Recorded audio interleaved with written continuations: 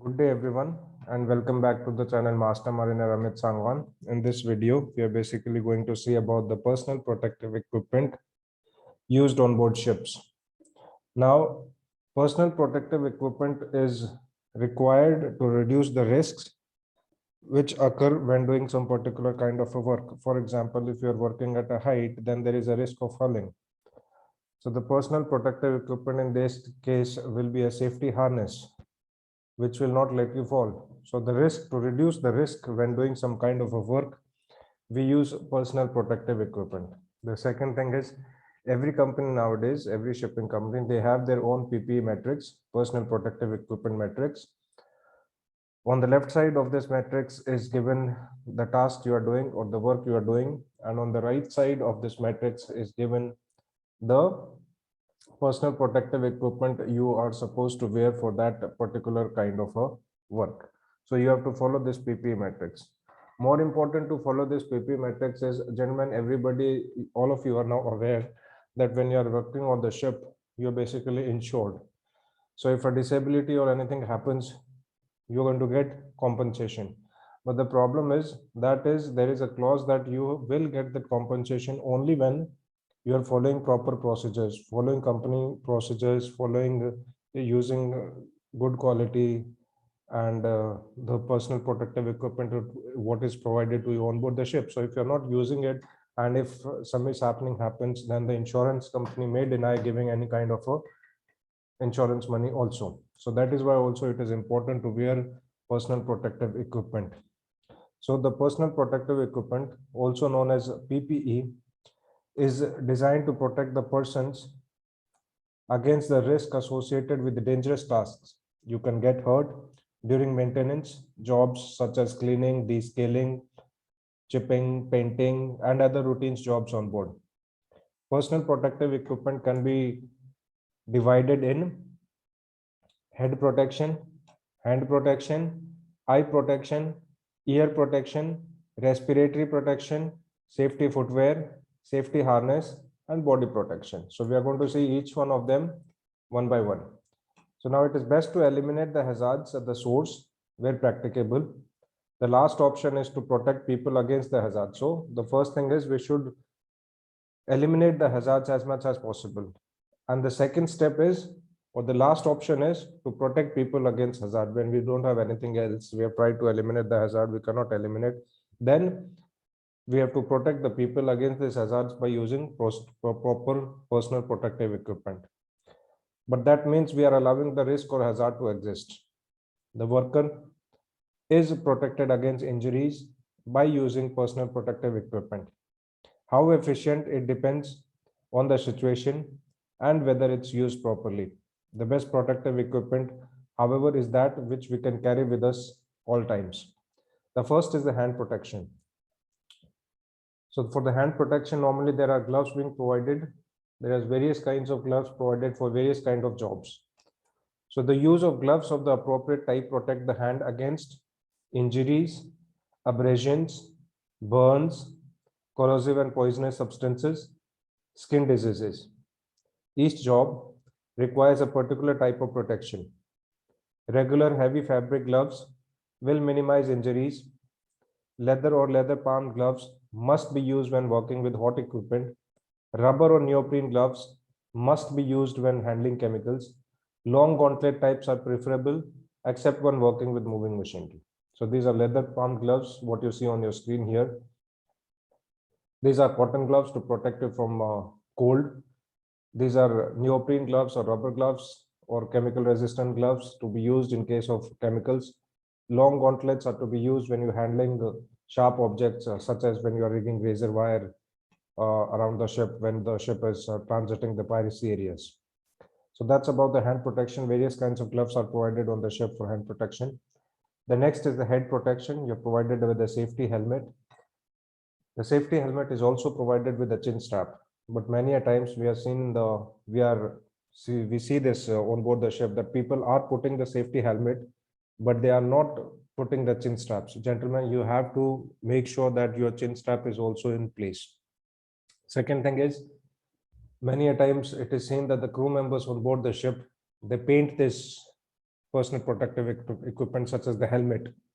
They'll make they'll paint it yellow, paint it orange, or paint it of whatever color, and also they'll put posters of Spider-Man, He-Man, or any other superhero or something like that. This should be avoided. Why? Because the personal protective equipment is supposed to be inspected before you are actually using it. But if you have painted it or you have done some drawings on top of it, you will not be able to properly inspect it. The helmet should be in such a manner, the helmet should be designed in such a manner that it should absorb the shock. That something if falls on the head, the helmet should crack or should get damaged and protect the head. It should absorb the shock. But if you have painted it, then when you are inspected it, and if there is a crack or anything, you will not be able to find out that. So that is why this personal protective equipment, what is provided to you, should never be painted, and on posters and anything should not be pasted on it. So that's about the helmet. So helmet or polyvinyl carbonate or glass fiber hat. It consists of a hard shell and a support inside a helmet that is adjusted to the head. The helmet is used to protect the head against falling objects, bumping and knocking. Protective headgear must be worn outside the accommodation and control rooms. Safety helmets must fit and should be put straight on the head.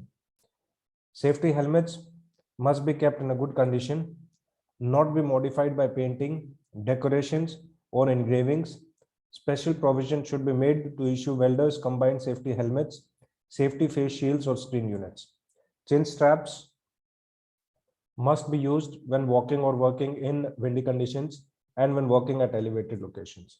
So you have to make sure that you inspect the personal protective equipment before you are going to use it. You should keep your personal protective equipment in a neat and tidy condition at all times.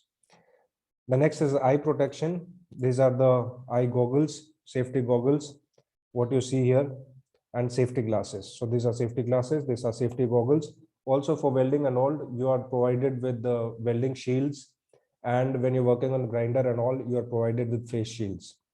So safety glasses offer protection to the eyes. Many of them are made of high impact plastic and should be worn to protect the person from flying or particles, such as safety glasses, safety goggles, and face shields. Whenever you are going for operations such as anchoring, whenever you're doing chipping, painting, or anything, always make sure that you are wearing good quality safety goggles, what is provided on board the ship. Don't wear your fancy glasses, what you get from home on the ship.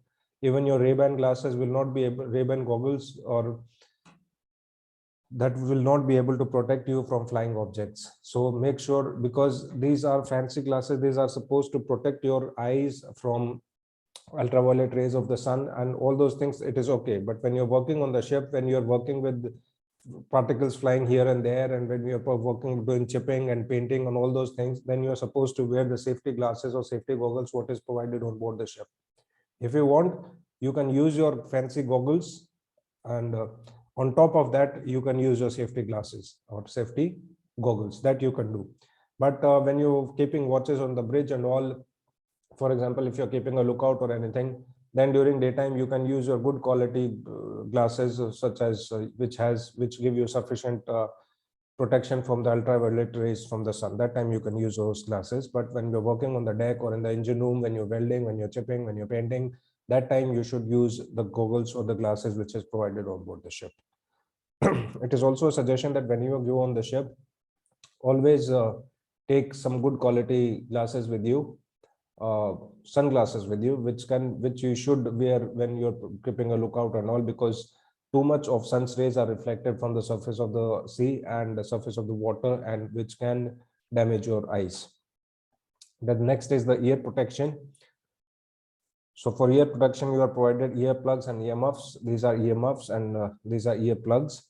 So ear protection can be done with earmuffs that cover the ears, or internal earplugs that are inserts introduced into the ear and can be disposable or reusable.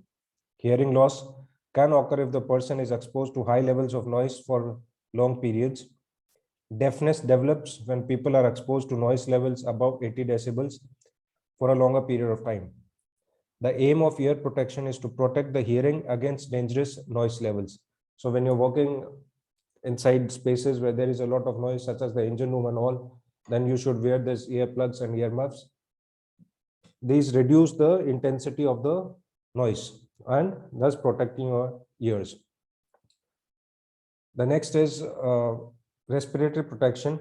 For respiratory protection is with the aim to protect the lungs and the body from the damage by poisonous and irritant gases, asphyxiate gases, dust, airborne particles. The protective equipment consists of dust filters, fresh air masks, canister respirators, protection against organic vapors, and self-contained breathing apparatus. This equipment consists of a mask, breathing control valves, and a compressed air cylinder. Okay, this is for respiratory protection. Now, because of this COVID, everybody knows the importance of the mask, but especially if you are on ships where there is a lot of dust, or if you are more in Persian Gulf area where there are sand storms and all, where there's a lot of sand flying in the air, those sand particles in the air, or you're working on ships such as carrying coal and grain where there's a lot of coal dust, grain dust, iron ore dust. That time you should always wear face mask so as to protect you from the dust. The second is if you're working with some chemicals and this chemical fumes are coming out of that, then you should use canister respirators. Or if you're working into enclosed spaces where there might be dangerous gases or hydrocarbonaceous gases, that time you should use breathing apparatus. Respiratory protection is one of the most important protection, gentlemen, because it affects your internal organs. It affects your lungs. So especially if you're working on tankers and all, and if you're working on large capesize or bulk carriers where you're carrying grains and all, then bulk cargoes basically, then you should be very careful and you should take all the measures to protect yourself and protect your respiratory organs. The next is the safety footwear. For safety footwear, you are provided with the gum boots, you're provided with the industrial safety shoes. These industrial safety shoes have steel toe caps. So safety footwear, shoes or boots must have steel toe caps, steel sole plates, oil and chemical resistant soles, and ankle padding. However, some shoes are made of other material that offer the same protection, but are lighter and offer thermal protection, preventing the feet from freezing. This should be worn when the person is working next to the heavy equipment. The aim of the safety footwear is to protect the feet from an injury by falling sharp objects, drop objects, corrosive splashing, sparks, and slipping. Make sure when you are stepping outside the accommodation, you are wearing safety footwear. Here is a suggestion that even if you are inside the accommodation, then you should never wear bathroom slippers outside in your alleyways, on your stairs. Whenever you're wearing slippers or sandals and all, they should have a strap so you can wear it properly. When you're buying shoes or when you're buying any sandals or anything for working on board the ship, then make sure that they are not slippery. The bottom of these shoes what you're buying is rough and there you don't slip. Many times people have slipped inside the cabins, inside the stairways, inside the accommodation also, and they have got injured and they've got hurt. So you have to be very careful. You should not wear flip-flops and all those bathrooms or washroom slippers and all outside your cabin, and inside your cabin, not outside your washroom. Okay, that you have to be very careful. If you're stepping outside the accommodation, always remember to wear the safety shoes and the shoes what you're provided with on board the ship. Now it is the responsibility of the employer to provide to the employees good quality personal protective equipment. You can demand for it, it is your right